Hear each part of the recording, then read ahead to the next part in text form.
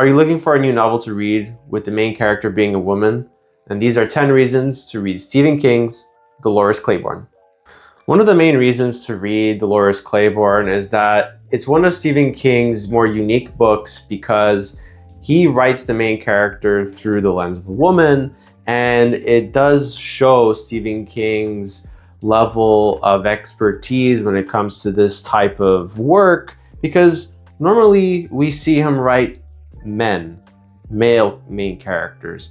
But in Dolores Claiborne, many people consider this one of his best well-rounded characters, and it shows that he can go beyond just a badass man, but also can write about a badass woman. Here's a spoiler-free hook into Dolores Claiborne's story and plot. Essentially, it's about a woman called Dolores Claiborne who has been accused of murdering a woman that she has been taking care for many years. And she essentially gives her side of the story through a monologue, which is this book, that she is actually innocent. And throughout her life, we end up finding out a lot about her marriage, her kids, the life she's lived in her town in Maine, and a lot more. Everyone who knows Stephen King at a surface level knows that he writes about blood, gore, violence, suspense, thrillers, that sort of stuff. But Dolores Claiborne is not really any of those genres. Honestly, it is a drama book. And if you're a squeamish reader who doesn't like blood and gore, then this is actually a very approachable book in Stephen King's vast catalog. So give it a try if you want something off the beaten path and different from what you expect of him, because it is a very unique book in that sense. Coupled with the aforementioned idea of it being a drama book and it's not about monsters and demons and that sort of stuff, it actually shows a more human element of fear and creepiness and dread. I find that in this book, Stephen King does a really good job showing that humans are the top tier of fears that you should have as a human, because it's not about the cartoonish vampires or monsters or ghouls that humans should be worried about, but honestly the atrocities and the disgusting acts that humans can perpetrate by themselves and not under the influence of the devil per se. So Stephen King really shows that human element in this side of this book, and it's great. There's no paranormal stuff, there's no, psychic stuff. It's truly different.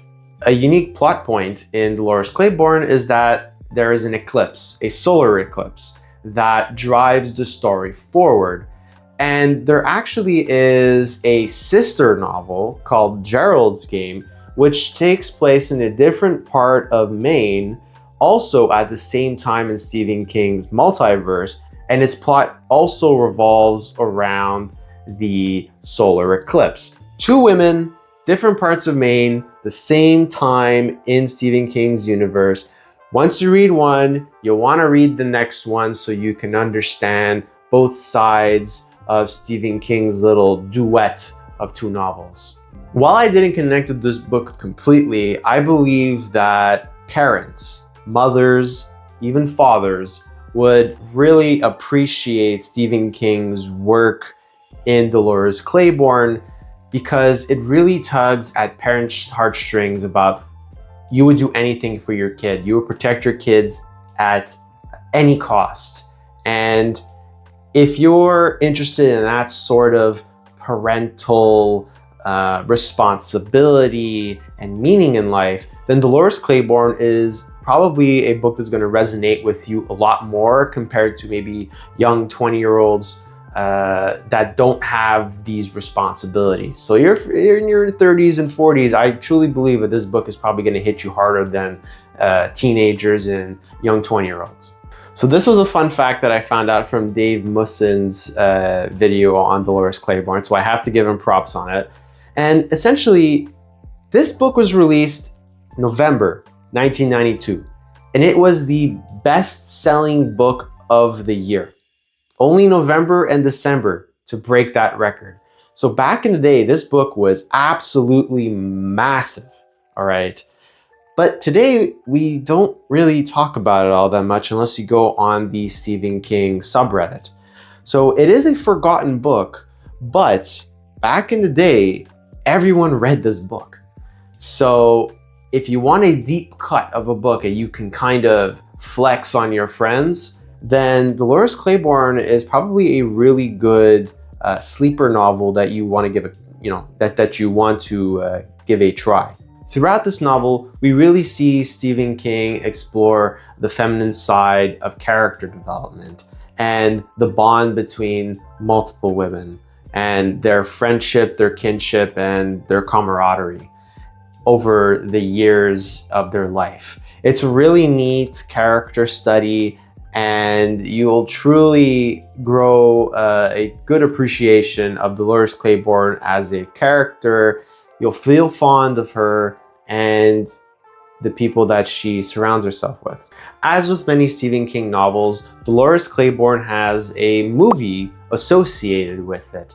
Now, sometimes movie adaptations of books could be hit or miss, but based on Rotten Tomatoes' 86% score, you should have no problem enjoying the book and the movie as well.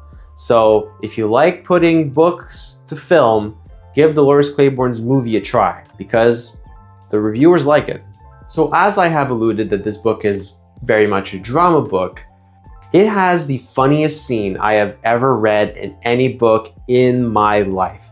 It is such a bizarre scene, but it is so Stephen King. It has his fingerprints, his DNA all over it.